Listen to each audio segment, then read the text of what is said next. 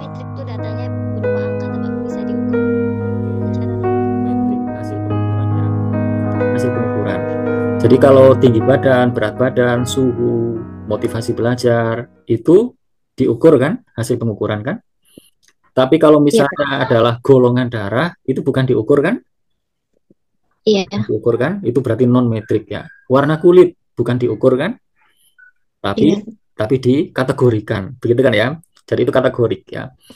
Nah, jadi gender itu termasuk yang non metrik. Jadi dia bukan diukur ya. Jadi data tentang gender itu bukan hasil pengukuran, tapi hasil pengelompokan atau pengkategorian, begitu ya. Maka nanti kalau dikodekan dengan 0 atau 1 ya, maka 0 dan 1 itu bukan hasil pengukuran, itu hanya suatu kode, itu hanya suatu hasil pengkodean saja ya. Jadi nanti yang laki-laki dikodekan dengan 0, yang perempuan dikodekan dengan 1, atau dibalik boleh-boleh saja ya. Karena 0 dan 1 dalam hal ini adalah hanya suatu kode, begitu ya. Bukan hasil pengukuran, tapi itu hanya suatu pengklasifikasian ya dengan suatu kode ya. Nah, baik. Jadi nanti analisis regresi dengan variabel dummy ini berarti eh, nanti salah satu variabel independennya itu merupakan variabel kategorik begitu ya. Jadi variabel yang bukan hasil pengukuran tapi hasil pengelompokan ya. Nah, baik. Ini pasti juga sudah disinggung waktu praktikum ya.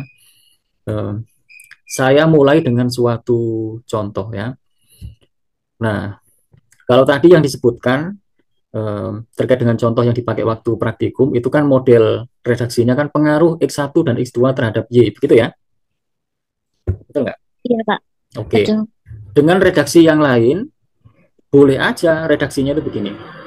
Pengaruh X terhadap Y ditinjau berdasarkan, sorry, pengaruh X1 terhadap Y ditinjau berdasarkan X2.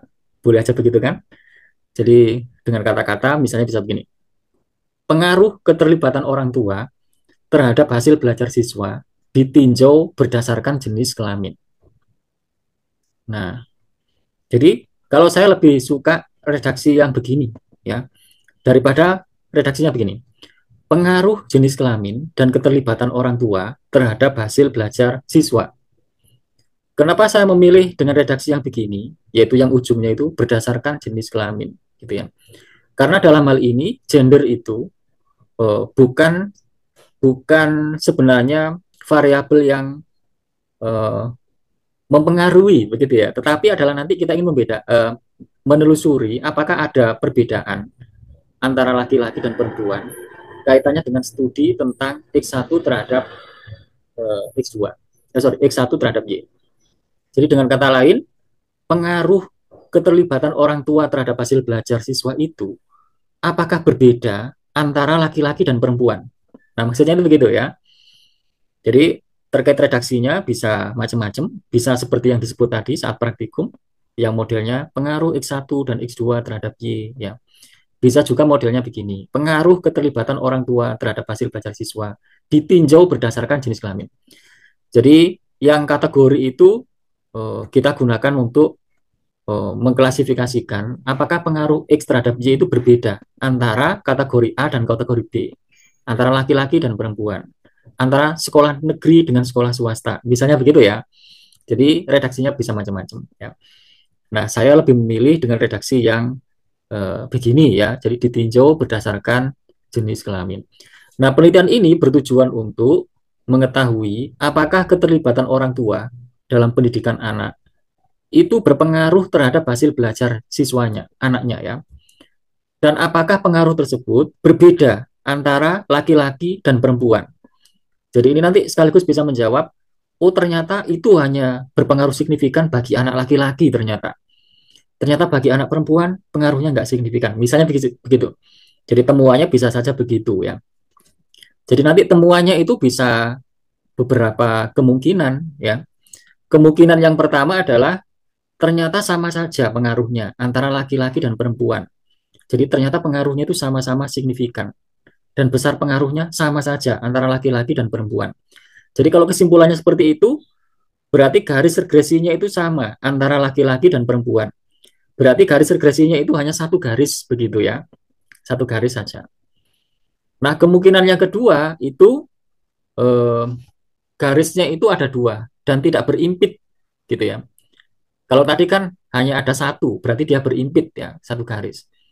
Jadi kalau yang kedua berarti kemungkinannya adalah ternyata berbeda ya pengaruhnya antara laki-laki dan perempuan. Dan ternyata kelihatannya pengaruhnya itu lebih besar ya untuk kelompok laki-laki daripada untuk kelompok siswa perempuan. Misalnya begitu.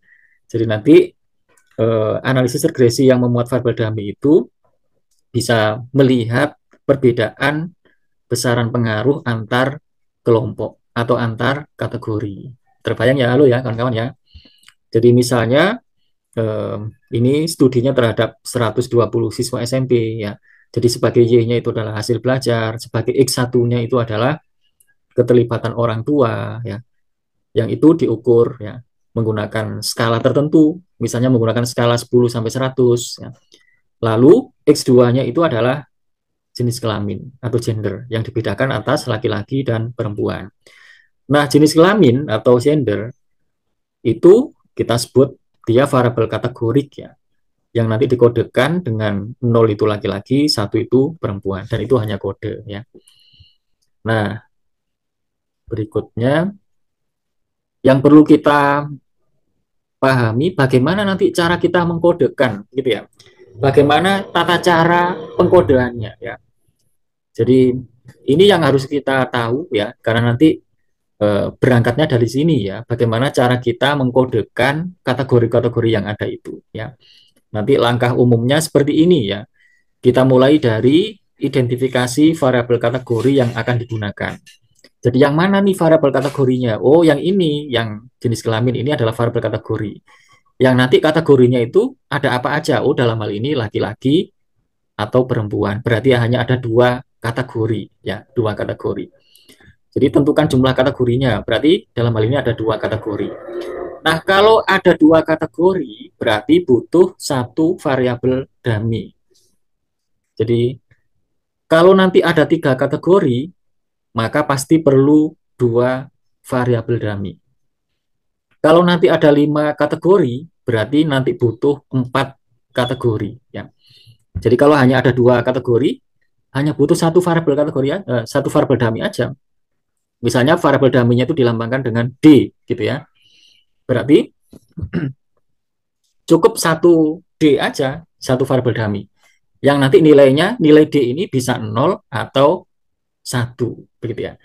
Nah, pertanyaannya, kalau kategorinya itu lebih dari 2, gimana? Jadi kategorinya itu ada dua. Misalnya ini bukan gender, bukan jenis kelamin. Tapi misalnya adalah golongan darah. Berdasarkan perbedaan jenis golongan darah. Misalnya begitu. Golongan darah ada berapa? Golongan darah ada berapa? Ada 4, Pak. Ada 4. A, B, AB, O. Berarti ada 4 kategori nih. Kalau ada 4 kategori, berarti nanti pengkodeannya gimana? Kan kalau hanya ada 2, 0, atau 1. Ya. Tapi kalau ada 4 kategori, jadi A ini dilambangkan dengan apa? B ini dilambangkan dengan apa? AB dilambangkan dengan apa? O dilambangkan dengan apa? Ternyata nggak cukup satu variabel dummy kalau kategorinya ada 4. Jadi kalau ada 4 kategori, maka perlu 3 variabel dummy. Jadi dummy-nya itu bukan hanya satu. Jadi D-nya itu bukan hanya satu, tapi 3. D1, D2, D3. Begitu ya, nanti ada contohnya di bawah ya. Nah, jadi kalau hanya 2, ya cukup satu variabel dummy. Nah, secara umum kalau ada K kategori maka butuh butuh K-1 dummy. Jadi D-nya itu sebanyak K-1. Nah, setelah itu tentukan kelompok referensinya, baseline-nya. Jadi kelompok referensinya nanti pasti diberi kode 0.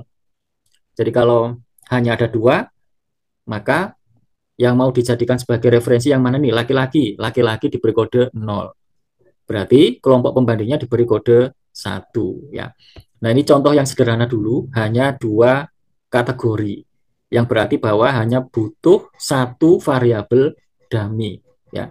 D-nya itu hanya ada satu, yang nilainya itu 0 atau 1. Nah, sekarang gimana kalau lebih dari 2 ya? Lebih dari 2. Ini gambarannya seperti ini.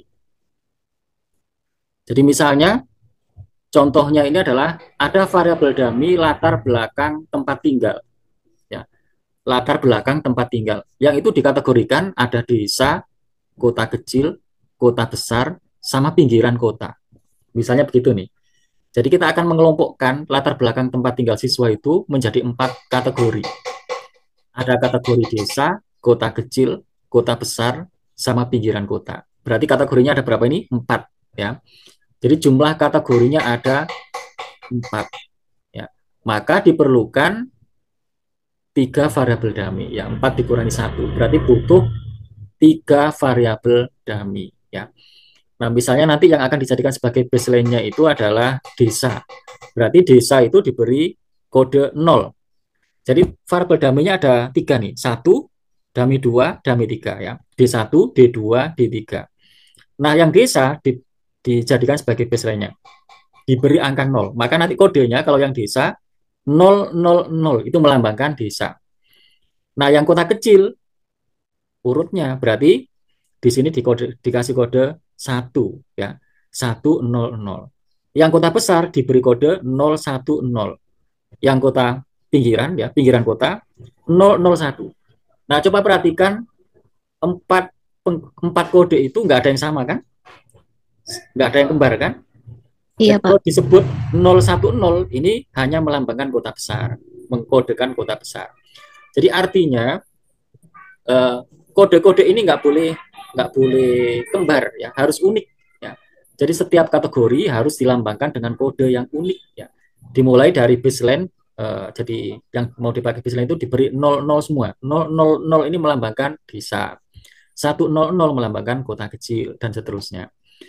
Nanti kalau kategorinya ada 10, jangan 10 ya, 5 aja ya. Ada 5 berarti butuh berapa variabel dummy? 4. 4 ya. Misalnya apa nih yang kategorinya ada 5 nih? Misalnya apa? Misalnya tentang apa nih? Yang kategorinya ada 5. Misalnya apa? Kalau ini kan latar belakang tempat tinggal gitu ya. Misalnya kategorinya ada 5 itu apa? Warna kulit. Misalnya begitu ya. Ada apa aja? Putih, Kuning langsat, kuning langsap, terus gelap, apa? sawo matang, Oke, sawo matang. putih, Nah, oke, misalnya begitu ya.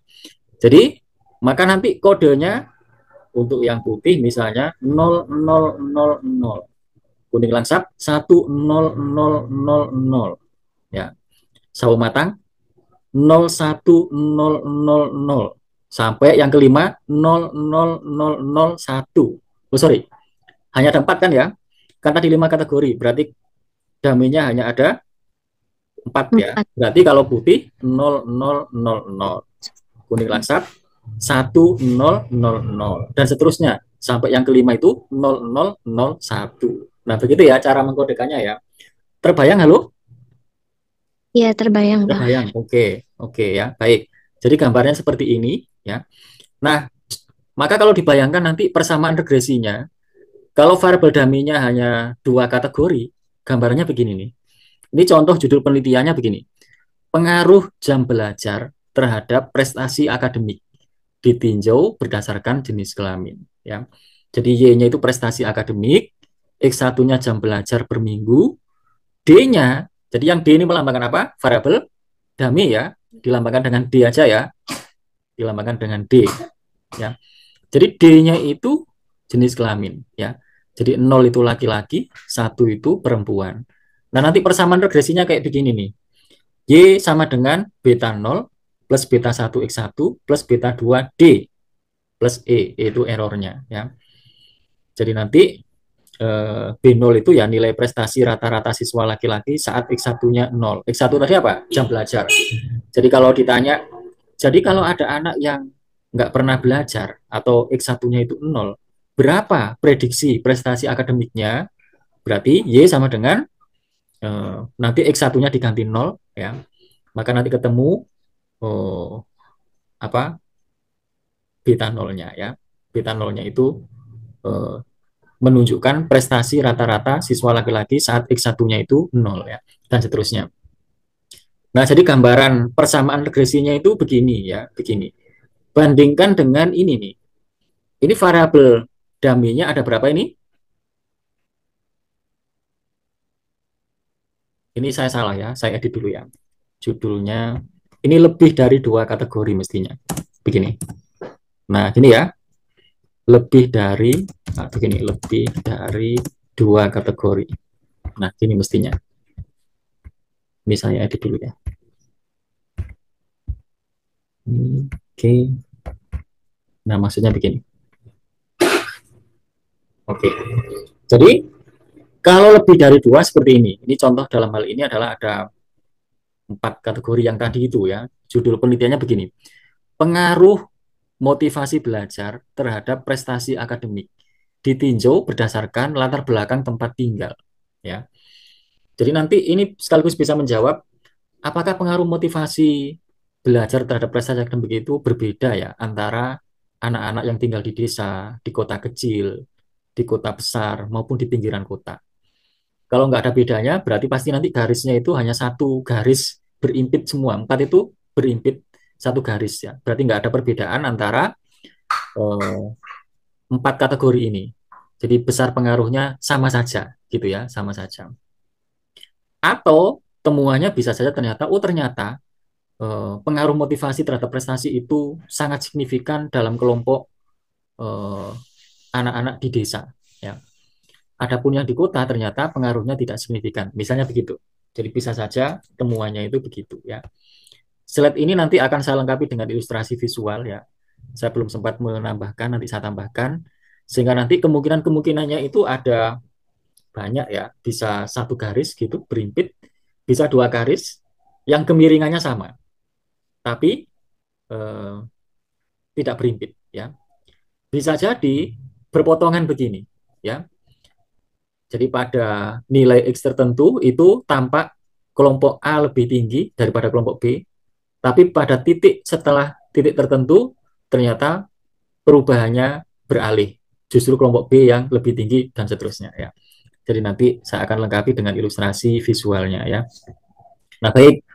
Jadi Y-nya itu adalah prestasi akademik, X-nya itu motivasi belajar, D1, D2, D3 itu adalah dummy-nya yang digunakan untuk mengkodekan 4 kategori tadi itu. Jadi kalau kategorinya ada 4, variabel dummy-nya itu ada 3 ya. D1, D2, D3.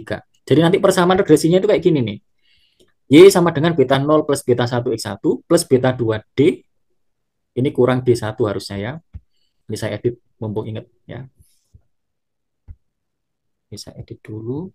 B2 D1 ini. Di sini harusnya D1. D1. Nah, kayak begini.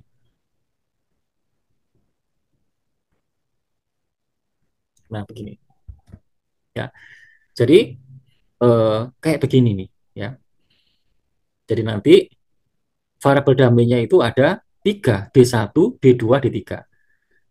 Jadi setelah persamaan regresinya itu ketemu, maka kalau kita ingin tahu persamaan regresi untuk kelompok anak-anak kota kecil berapa ya? Berarti masukkan aja.